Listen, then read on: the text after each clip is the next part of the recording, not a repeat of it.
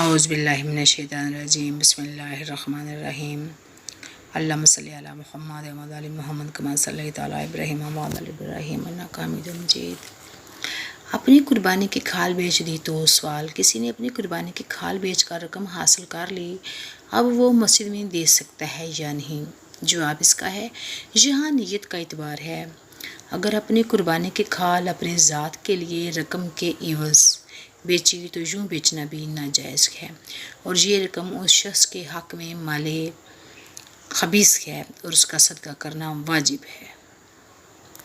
لہذا کسی شریف فقیر کو دے دے اور توبہ بھی کرے، اور اگر کسی کار خیر کے لیے مثلاً مسجد میں دینے ہی کی نیت سے بیچی تو بیچنا بھی جائز ہے، اور اب مسجد میں دینے میں کوئی حرج بھی نہیں۔